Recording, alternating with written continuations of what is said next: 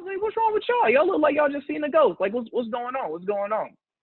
They was like, you just missed a soundbite of the year. You just missed a soundbite of. I was like, the soundbite of the year. Now, mind you, bro, I had just gotten this job. It's me and Rashad. You know, we in the ring, and like yeah, you know, we cheering and stuff. All of a sudden, I pick up a chair, and I hit Rashad over the head with it, just pop.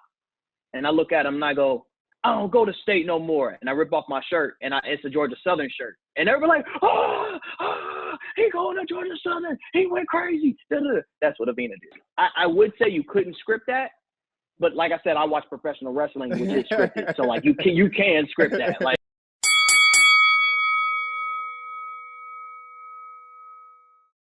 All right, guys, welcome back to the channel. If you're new to the channel, this is the Road to 2K subs. If you're wondering where Joel and Ash are, they'll be here. They'll be here. Don't worry about it. As soon as they respond, we'll get them back on the channel, everything like that, especially to talk about this latest news. And but first of all, I want to introduce my guest here today. This is someone who knows Tennessee like the palm of his hand because he's been there for a while now. All the way from Knoxville. This is one of my best friends in the world and in life, everything like that. You guys know when I started first bringing on guests, I was only bringing on my friends. Brought on Akeem, Eric, and Chris. And now I'm bringing in my next friend here, all the way from Knoxville, Tennessee. Y'all give it up for David.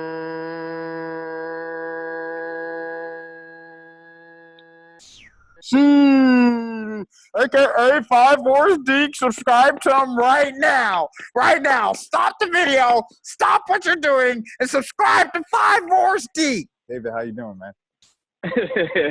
That's good, bro. I'm good, man. Chilling. Man, I feel you on that. And there was something else. Oh yeah. There with in regards to Joel and Ash, Joel hit me like right when the Kim Mulkey news broke yesterday. And I was like, yo, I'm on the phone with my mentor. And after that, I had to watch the Hawks game. And then because I had to watch the Hawks game to do a podcast on the Hawks game, which brings me to my next point. Atlanta Sports Unlimited. Make sure you guys subscribe to that channel. I have a Hawks podcast over there. It's called Birds in the Buckets. I'll drop the link to their channel and David's channel all in the description. So make sure you subscribe to both of those channels. Good sports content. I talk about the Hawks. And you can also talk about the Braves, the Dream coming up, the Atlanta United, and the Falcons, of course, the Falcons. So, you know, all that stuff will be over there. David, man, your reaction to Kim Mulkey coming over to the SEC?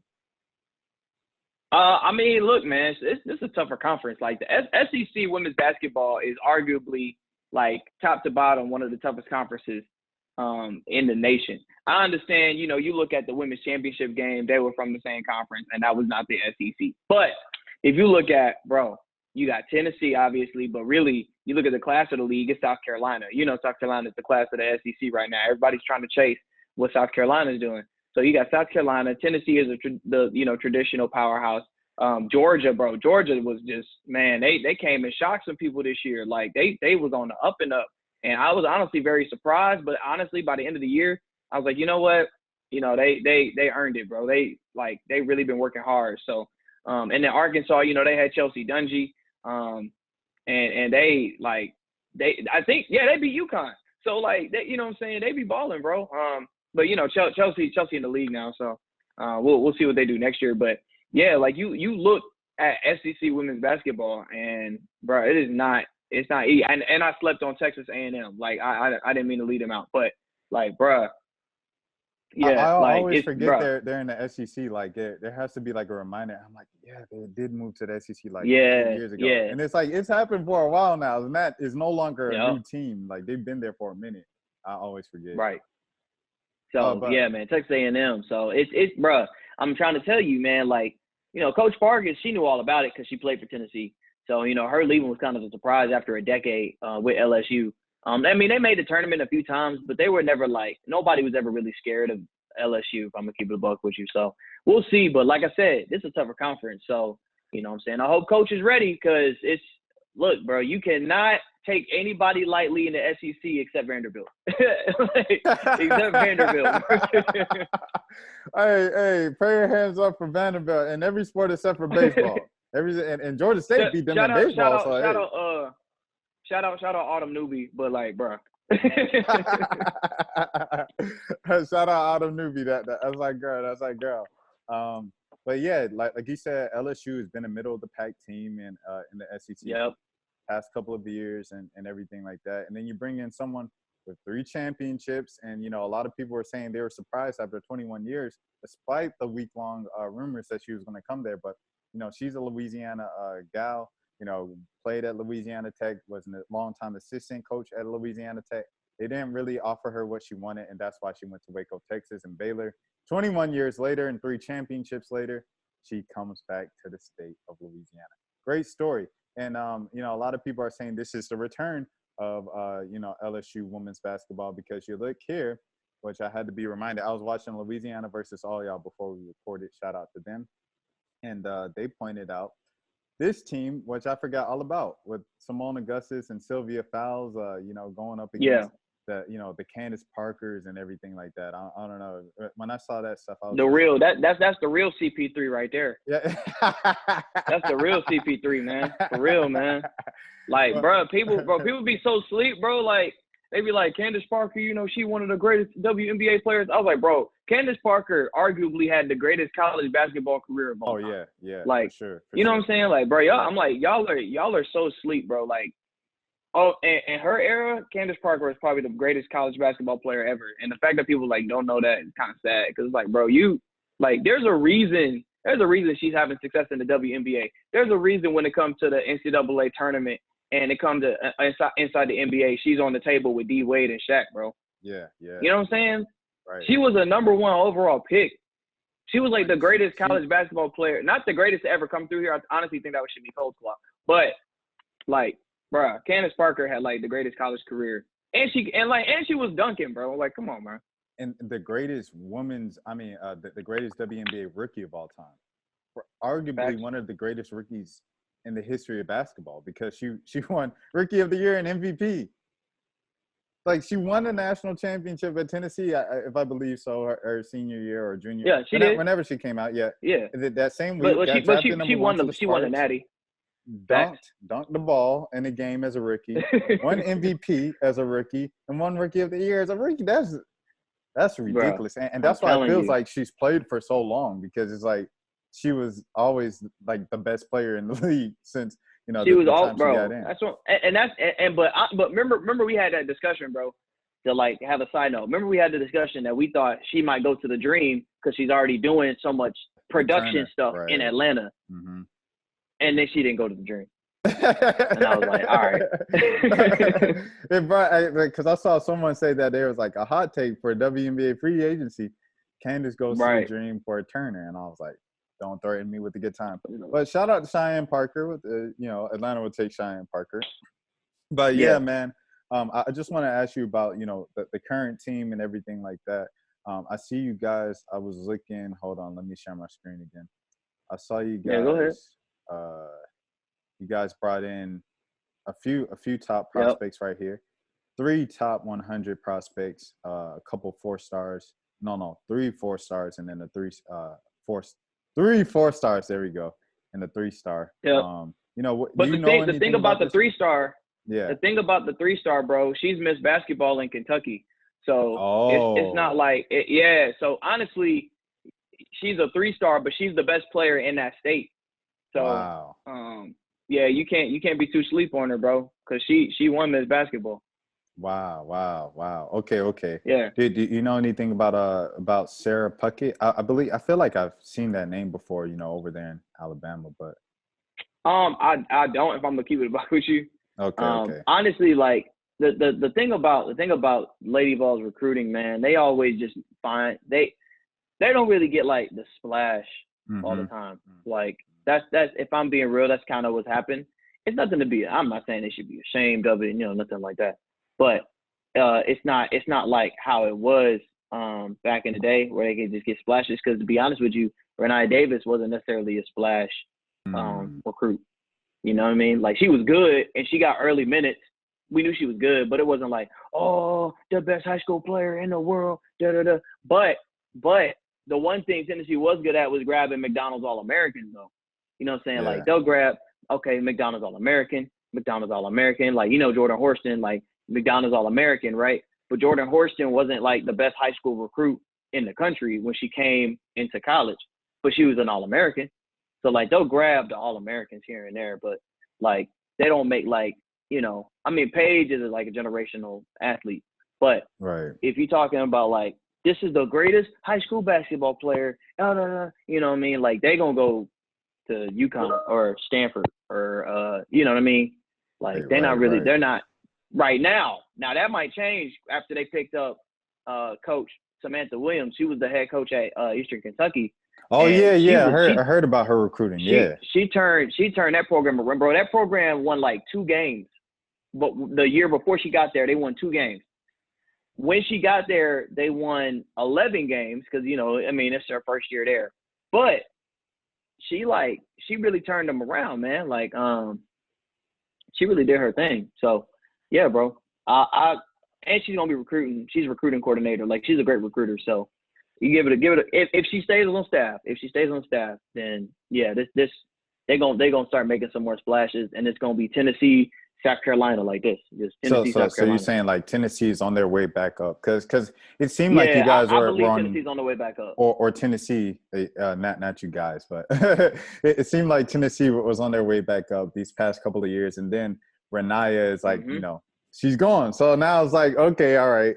Right, you kind of have to put the pieces together. So who can really step up? I know, you know, Ray Burrell and is Samaria Key returning?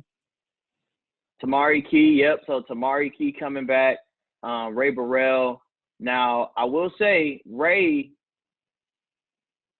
won't have Renaya there to suck up some of the defense, some pressure, because what Ray Burrell was able to do, Ray Burrell got much better, bro. A couple years ago, like, she was straight. She was straight. But, like, last year, not the 2020 season, but the 2019-2020 season, she took this huge step up. We was like, yo, like, everybody knew about Renaya. But Ray, you were like, dang, bro, like, Ray, you know, she's starting to kill it. But Coach was like, don't sleep on Ray. Don't sleep on Ray. She work hard. She do this, she do that. All right, bet. She was right. So we get to 2020 season. And Ray, man, she did it again, bro. She was scoring at least, like, I think she was scoring at least 12 or 14 points or something like that. Like, it was hard for her to score less than 10 points. Like, she was going to get in the double digits. Like, it was going to happen. But I do have to say, you got to credit her skill, but also the defense got to respect Renaya Davis, because Renaya will drop 30 on you if you don't defend Renaya. Like, if Renaya don't do it, bro, just ask Notre Dame. Notre Dame, she dropped 33 on them. Like, she'll drop 30 on you if you just gonna sit there like, no, we ain't worried about Renaya Davis, bro. Nah, bro, Renaya was like a double machine. Sean with the cross do. Yeah, like, she was a double machine, bro. So you had to take care of it. Like, you had to defend Renaya. You had to try to box out Renaya and do all that. So Ray was able to take advantage because the defensive pressure wasn't on her as much. And then they kind of, like, switched the defenses up a little bit, and they was like, well, let's try to guard both. It's like, all right, if that's what y'all want to do, then Jordan Horston would come. Well, she was dealing with some injuries, but Jordan Horston, usually she would come off the bench. She could be kind of like the spark plug a little bit. And then having Tamari Key down low, bro, you're not going to find a lot of players taller than Tamari Key. Like, the reason she has so many blocks is honestly just because she got long arms. Like, she just puts her hand up, and she's mastered the art. The thing about fives is, especially like in the women's game, right? It's an art to grab so many blocks without fouling. Yeah. To grab so many blocks without moving your feet. That is hard, bro. When you that big, it's like, it's easy to just get like, oh, you little? You know what I mean, bro? Like, bro, it's like, yo, I'm a whole 6 inches, 7 inches taller than you, bro, and you try to, you swing your arm all the way back, like. But Tamari has, like, mastered the art of just, like, this, just little, like, you know what I'm saying, get that out of here kind of thing. So I give her credit for that. And I will say, I think her. Wait, hold on. With Key, she has a little sister, right? Who's like top 5 or top 10 and like a McDonald's All American. Because there's another T Key. I can't even confirm that. Okay. Well, there's let me see, bro. Let me do some fact checking real quick. Okay. Because what I've been trying to do, I've been trying to fact check, making sure old girl really was Miss Basketball, because that was in her bio on Twitter. Right. I got you. That was in her bio. That was in her bio on Twitter. So if she sat there and was like capping, then I'd be like, all right, come on. But hold on. So you got all right. She's Miss Basketball according to her mother. You know, like her mother's like, you're the real Miss Basketball. She's always Miss Basketball. Yeah, you're always Miss Basketball. Like, forget what the writers say. You're Miss Basketball, Maya. But all right, Brooklyn. Cool. All right, Brooklyn Miles, and then I got on another tab. I got Tamari Key. So hold on, let me look up. Yeah. Brooklyn real quick. Yeah, but so Brooklyn. Yeah. Yeah, it says she's Miss Kentucky Basketball 2021. That's what it says in her bio. Okay, yeah. So that's what it say. So she says she's Miss Basketball. Yeah, she's Miss Basketball. So Miss Basketball, Brooklyn Miles. Yeah, she's Miss Basketball. So that was true. Miles. And the thing, it'd be very interesting to see with LSU stepping it up, and then, of course, Mississippi State kind of getting back in the swing of things, with former Tennessee Vol, Nikki McCray-Penson entering her second year, and then bringing on former Vol Anastasia Hayes, the nation's second leading scorer last season, to bring in Hayes and all of her sisters over there, to bring those girls together in Starkville. That would be something. Ole Miss is another team on the rise with Shakira Austin. But go ahead, David. What's up? Tiani Key. I found TK's sister. Okay. Tiani, I thought so. Tiani is the number 2 wing in the class of 2021. She's the number 10 overall player, or number 9 overall player in the ESPN recruiting. And she signed with North Carolina, which is her home school. That's her home school right there. So, but she had offers from Auburn, UConn, Georgia, Notre Dame, Kentucky, Maryland, NC State, among others. So.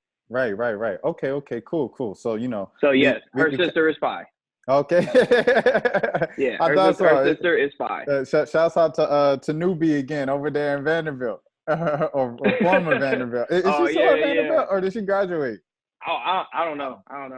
Autumn Newbie, if you graduated in that, we salute you because of family ties. But, I guess, we already kind of covered the SEC, going to the national level now, against UConn now, because I guess like the coveted thing is the UConn-Tennessee rivalry. Do you see that being revitalized at all? I think it was Tennessee that Joe was telling me about, that they stalled that rivalry for a long time because of Maya Moore. Do you see that rivalry kind of starting back up now? All right. So there's layers to this, because rivalry is the correct word, but fierceness of it has dwindled. They did not play for a long time. Now, the reason behind that, honestly, I can't say for sure what the reason is. I've asked about it. I've asked people like, well, what happened? I get different stories every single time. I can't say this is the concrete reason. So I don't have a concrete reason why they stopped. I don't know if it was Maya Moore's fault. I don't know if it's because Gene was being a you-know-what to Pat. I don't know. But I do know Gene and Pat, they, they were like water and oil. Their coaching styles, the way they just, I think there's that sound bite. And somebody was like, hey, if you see a car on the side of the road broken down and it's Gene, that somebody was asking Pat. He's like, it's Gene. What you gonna do? She was like, I'm gonna stop and help him. What you talking about? And I think Gene's answer was like a little bit more abrasive. I don't remember exactly what he said, but his answer was a little bit different. So, yeah, the rivalry was like you got to, bro, back in the day, the AP, the Associated Press, said we are not going to release the poll. They delayed. You don't delay no poll. They delayed the poll because UConn was about to play Tennessee. They said we are not releasing a poll today. So if you was looking for the rankings, it's not coming out. UConn about to play Tennessee, and whoever wins that game gonna be number one. Wow. Like, they delayed the poll Wow. to see who the true number one was. They were not gonna release no rate. Like, they did not release rankings. They're not doing that now, because UConn fight. Tennessee is a top 25 team in the country, but it's not number 2 versus number 1 every single time, or number 3 versus number 1. But look, even in that, right? They took them to the final minute. They took them to the final minute this year. Oh, yeah, they're gonna be competitive. I'm not saying they're not gonna be competitive. I'm saying if so you got Paige Beckers, right? If Tennessee had a Paige-esque like player, like Renaya is great. Yeah.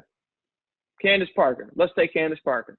Paige Beckers, Candice Parker. Of course, they're 2 different positions, so they're not going to defend each other, the whole time. But there could be a situation where Paige tries to drive and Candice is like, okay, bet, I got this.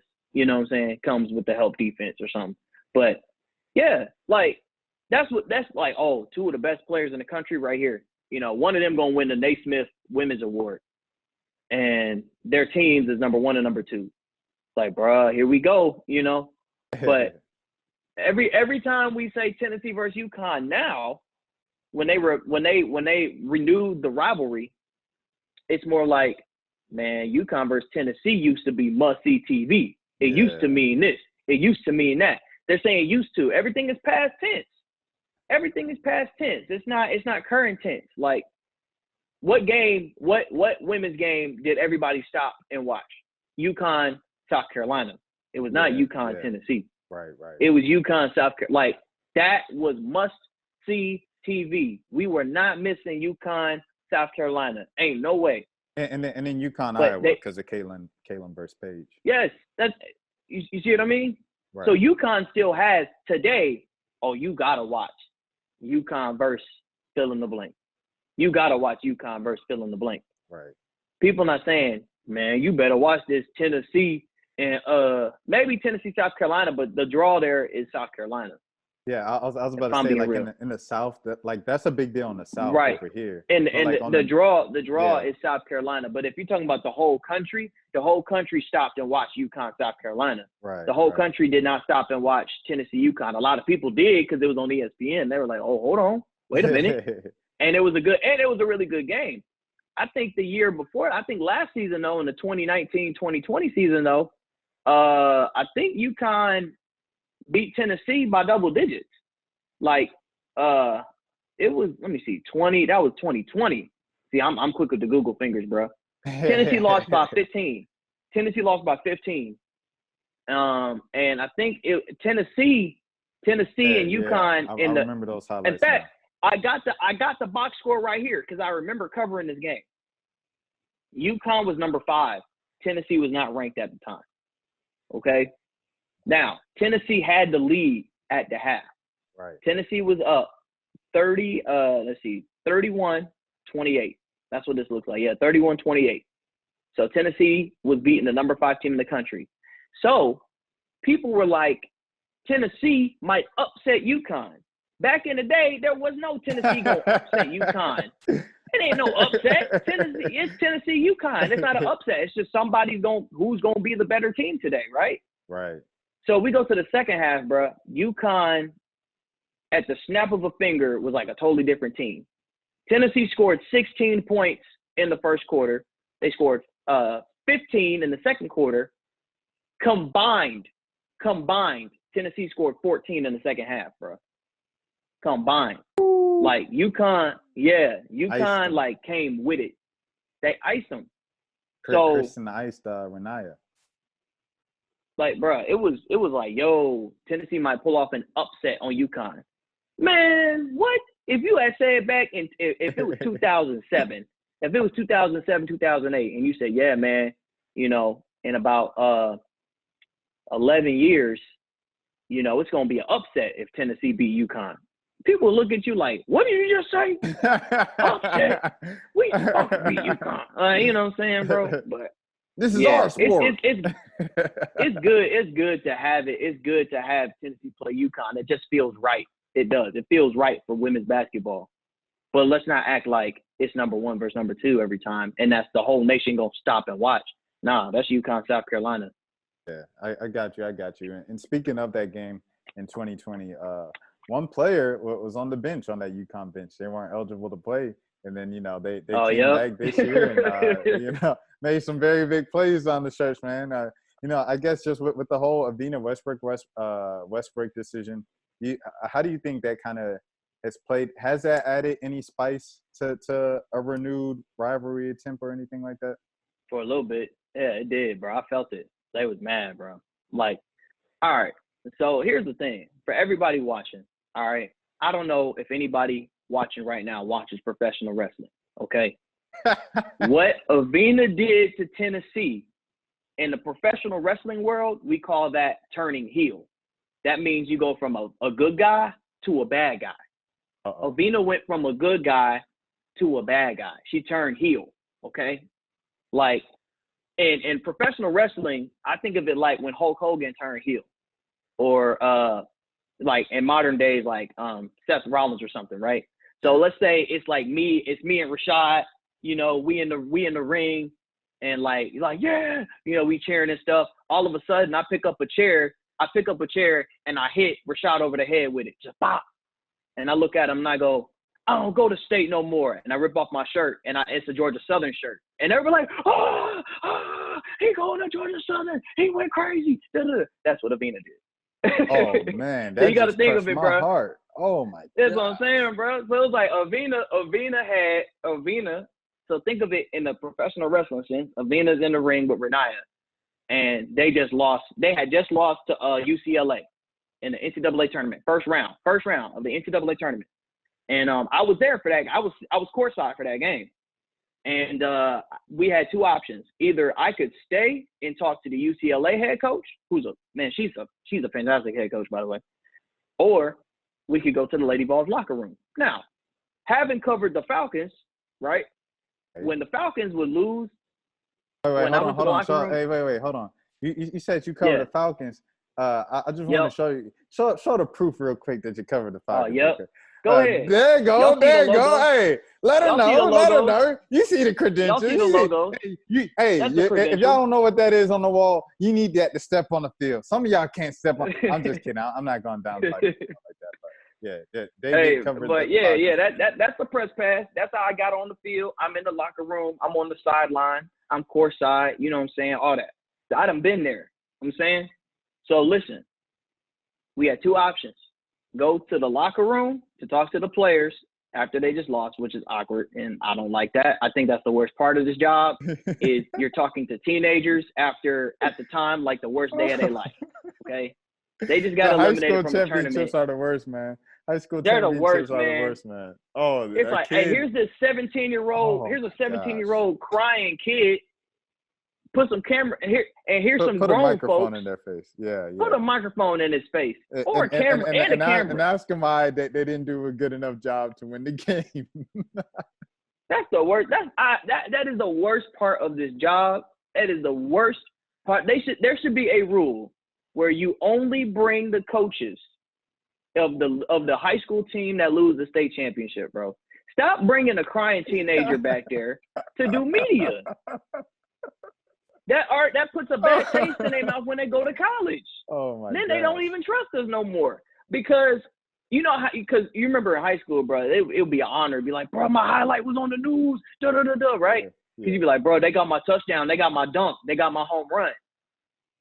Now you crying on the news. I remember, I went to high school with Anthony Jennings, former LSU quarterback from way back when, and his last game, he threw a pick six at the end of the game in the playoffs, second round of the playoffs, and he tried to run back to tackle the guy, and someone from Lovejoy ended up blindside blocking him, so he just laid out on the ground as a kid going to the end zone. He dancing the whole day. They got a show band, so the show band, they all dancing on the field, And Anthony just laid out still because he got blindsided.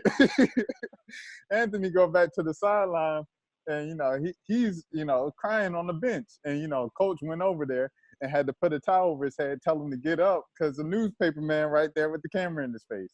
And it's those type of things, man, of just like it's a Yeah, bittersweet thing see, because you're capturing the moment, right? And it's a beautiful picture and a beautiful moment. You know, the kid, you know, I don't know, like that they'll remember that moment forever. And you know, to have something like a picture or, you know, a clip on the news, like, I don't know, maybe they'll value it in years later, but you know, as of right now, it's a tough thing for them to deal with it at 17, 16.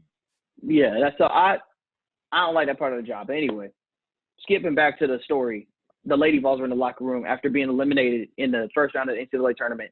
Mind you, they were the last team in. Okay, Tennessee, for the first time in history, was about to miss the NCAA tournament and probably be in the WNIT, which would have been ridiculous. Okay, you don't have the NCAA tournament without Tennessee. Tennessee is the only women's basketball program to make every single big dance. Every big Say dance that again. has Say that had again, Tennessee. because we have Joe who comes on here and talks kind of spicy. Every women's basketball program in the country has not made every single NCAA tournament except for one, and that's the University of Tennessee Lady Volunteers. Let them know.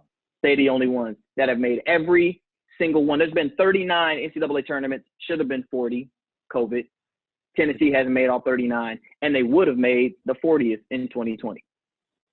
Right. That's a fact.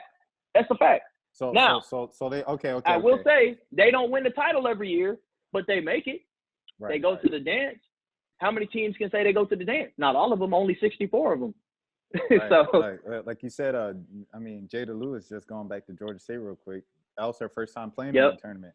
Was playing her grad year at Mercer. That was her. You know, she gave South Carolina a heck of a fight. Yeah, put up a pretty good game there in the first round and stuff. So you said, like, you know, they go out and lose that game to UCLA, and then what happened after that? What happened after that game?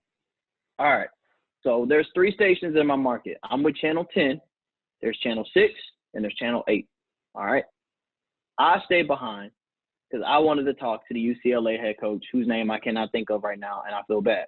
Okay. Now, I'm looking it up right now. UCLA women's basketball coach, because I feel bad that I don't know her name, because she was incredibly nice. Corey Close. That's what it is. Okay. All right. So Coach Close. Now, I love Coach Close. Me and her had a good conversation the day before when it was like the preview press conferences or something. Okay.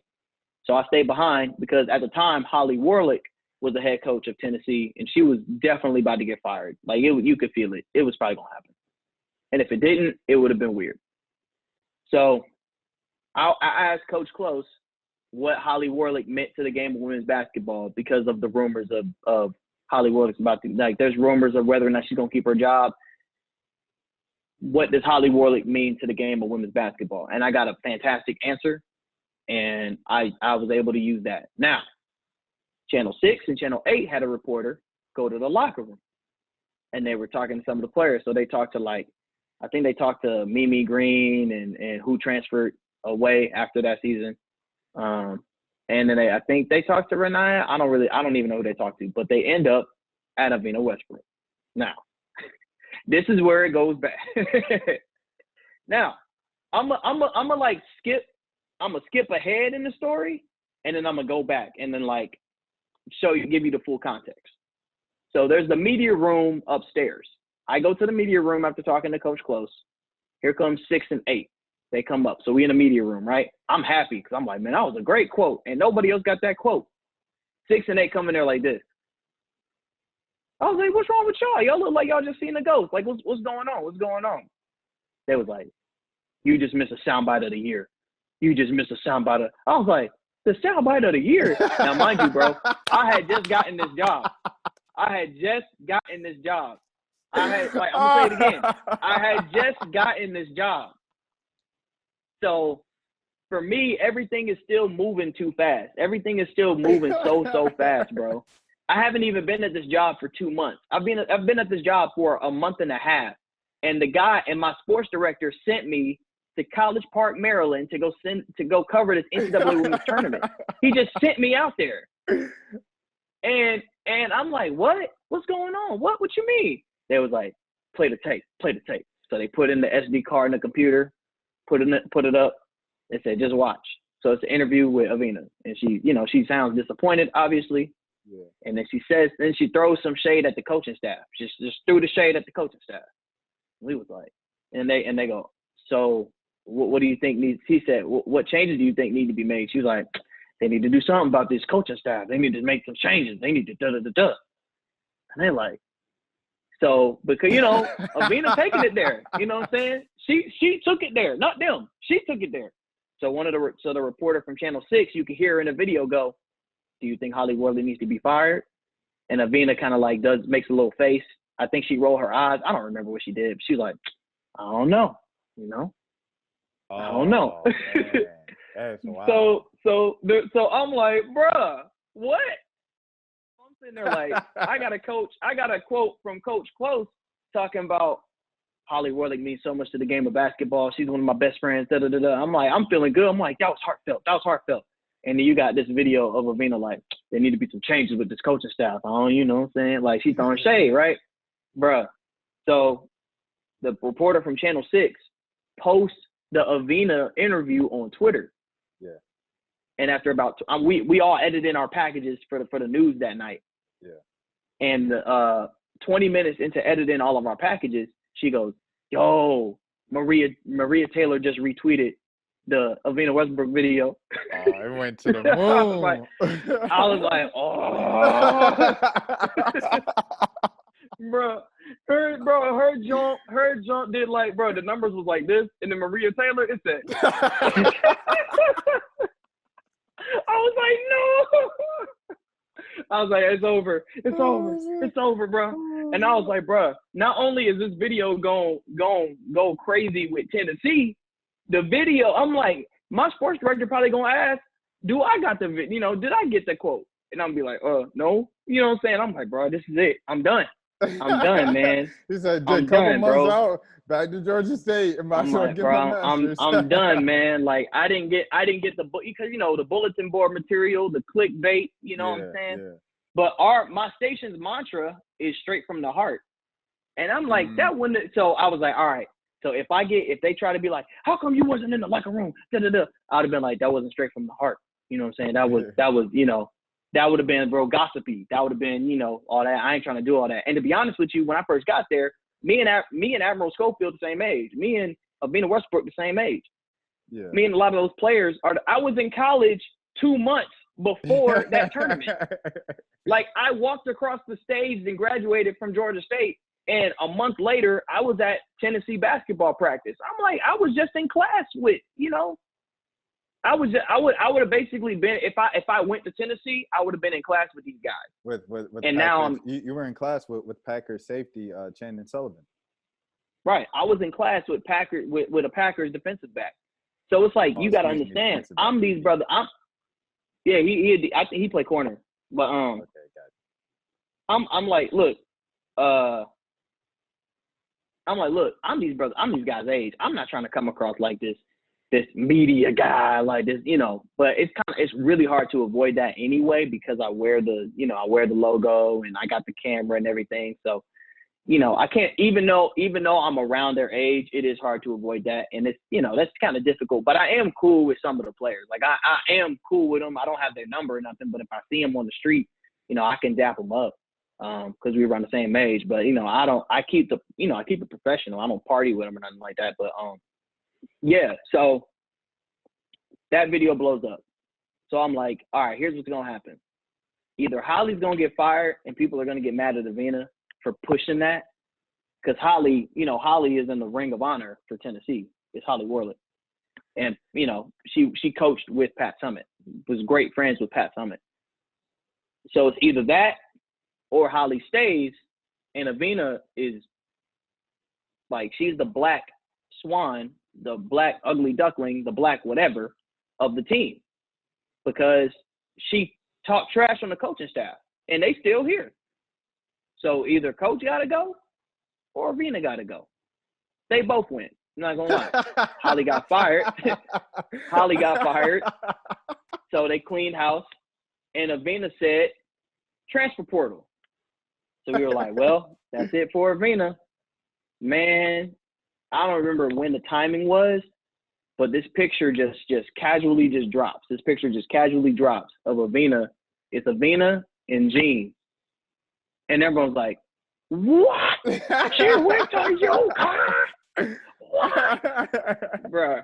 So like I said, in professional wrestling, bro, that's called she turned heel. She went from a lady ball to a husky. That is like, bro. Okay, so my question for you, like, all right, I don't want to speculate too much, but to speculate a little bit. Do you think that played any part of it, like a kind of intentional petty thing of going all the way petty, or was it just best program, best fit for her? I don't know, man. But honestly, man, Evina, she's one of the better players in the country. For sure. Like top five pick, Evina Westbrook. Yeah, Evina Westbrook, one of the better players in the country. So if I'm Gene and I see that name in the transfer portal, Evina Westbrook is in the transfer portal, yeah, I'm throwing an offer her way. Of course. If I'm the coach of Coastal Carolina and I see Evina Westbrook, I'm gonna throw an offer her way, bro. Like, what you mean?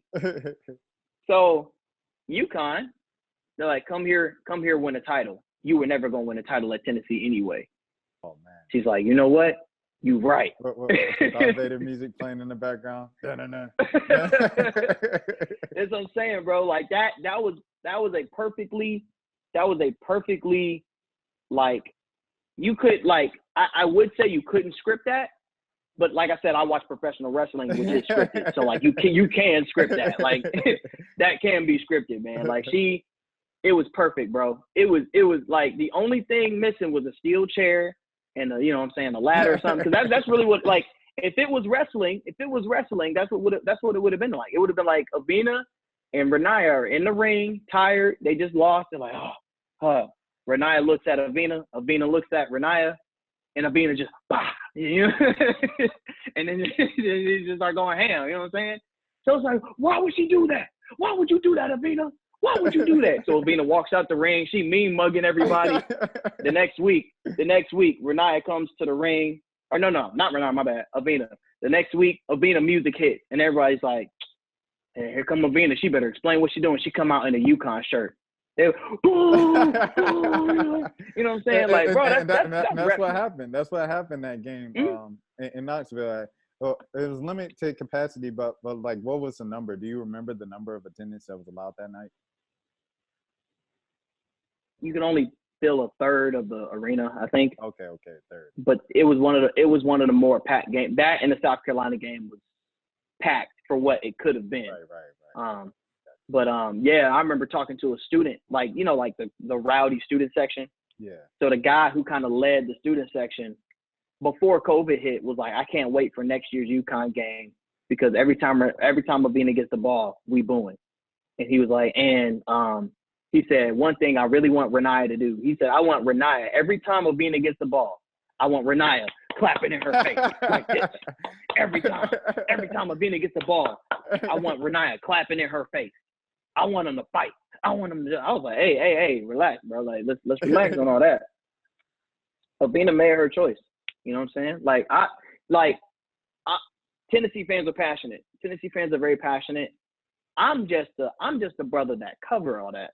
So whatever happens, I'm gonna just tell you what happened. Your reaction is your reaction. That ain't got nothing to do with me, right? But I did find that whole sequence very interesting. So when Evina came back, it was like, all right, you know, here we go. But the only thing that would have made that game more movie-like or poetic-like was instead of Paige hitting that bucket at the end, it would have been Evina. Yeah. Bro. Because Evina is the one who really, like, you know, kept the game, you know, within, you know, UConn's reach and UConn having to she kept scoring. You would think Tennessee, like, all right, if Tennessee can go on a run from this moment, Tennessee might win. And Evina would just hit a bucket just to be like, let's stop all that run talk right now. Every time. And then Paige, Paige did not have the best day. Ice cold all game. Paige did not have the best day. So when she had the ball last, it was kind of like, are you sure you want her to shoot the last shot? She was hobbling too. Yeah, she was hurt. So I was like, are you sure you want her to shoot the last shot? Man, she just, you know, like water. It was just like hey, look, water, and bro. then hobble back to the bench. Yeah. I'm like, So bro, you this know, kid is crazy. yeah, that's how I knew. I mean, I already knew she was the best, but when she hit that, I was like, okay, she got the Mamba mentality for real. Yeah, Like that's a Kobe thing. That's a Kobe thing. Yeah. So, yeah, if I'm just gonna be real, man, the only thing that would have made that like more of a storyline type of game is if Evina had hit that shot. But I mean, it was whatever, man. But I you know, Man, do what you want to do, bro. I'm not emotionally invested. Yeah. I'm not It would have been emotionally crazy if invested. she would have hit the shot and then like held the follow through and then like looked at the crowd and then like did this back to them. Oh man, that would have been beautiful. Dang. But, hey, I know. Hey, if Evina watching right now, she probably like, I should have did that. Like, dang, that's a good idea. I should have sat there and just held it like this and then looked at the crowd. But hey, you know what she should have did, bro? Go ahead. Hit the last shot. Go to half court. Like T.O. The T.O., bro. No. Grab the ball under the net from the ref. Run to the middle. Put the ball on the logo. He said, hey, bro. Remember Paul Pierce versus the Hawks? Oh man, he T-balled on the logo, bro. That was so disrespectful, bro. That was so disrespectful. Bro, I can't stand Paul Pierce for that because, you know, we Hawks fans, so it's like, bro, don't. Hey. I grew up a Hawks fan. I cover the team now. There you go. You cover the Hawks. You grew. I can still be a Hawks fan because I ain't got nothing to do with the Hawks. You don't cover the team. On the media side. Yeah. It's like when you covered the Falcons. You can no longer be a Falcons. Yeah, I grew up a Falcons fan. I'm here, and I knew everything about the team, right, from a fan perspective and from a media perspective. But yeah, bro, now that was crazy. That whole thing was crazy. I can't describe what it was like in the locker room because I wasn't there, like I said. But watching the video, I was like, man, this is crazy. Like, she really said that. So, all right, well, David, I ain't gonna hold you too much longer. I appreciate you coming on your off day, man. This man came on his off day to work. Come on, man. No days off. For free. On the Buzz channel, man. Everybody, David, shout out your socials, man, where all the people can find you and follow you. Yeah, so it's at Deacon_Schiele on Twitter. And then right here on YouTube, it's 5 Wars Deep. So 5 Wars DEAC Deep. Follow me. Now I understand this, you know, a lot of women's basketball fans are here. But if you like video games and you like the Falcons, you like football in general, then you will enjoy my channel because it's a gaming channel. I do a lot of football gaming. So I understand a lot of women's basketball fans. I'm a women's basketball fan, but I do not do women's basketball gaming on my channel. But, you know, I would still love the support. Even if you don't watch the video, you can click the video, hit the like button, and leave. You did something, you know. So, I'm on the road to 4,000 watch hours. I got the 1K subs. I need the watch hours. So technically, a like would help, but it doesn't like. Well, the thing is, it doesn't give me the watch. If you want to get into the number, you know, the likes will push you up in the algorithm, so more people who would potentially be invested in it. So give your boy a like. My pitch for David's channel is David's channel. If you enjoyed any part of this conversation, his storytelling abilities, he tells stories like there's times where he has videos of games that I could care less about, but he's telling a story in a video, and it keeps you engaged, and it keeps you watching the video just to hear his storytelling while he's playing the game. Like the game is kind of like background music, if you will, if that makes sense. So if you don't follow him for the video game content, follow him for the storytelling, because the storytelling's always there. If you're engaged and entertained by this conversation, then that same stuff will be on his page. So go check him out, support, and all that good stuff, man. Get him to 4,000. There you go. Appreciate it. All right, for sure. If you are new to this channel, this is the road to 2K subs. Till next time, wash your hands, stay 6 feet, wear your mask, do your research on the vaccine if you feel comfortable enough for taking it, so that we might see basketball games without mask and limited capacity, all that good stuff. Until next time, rest in peace, Terrence Clark. Rest in peace, Sekou Smith.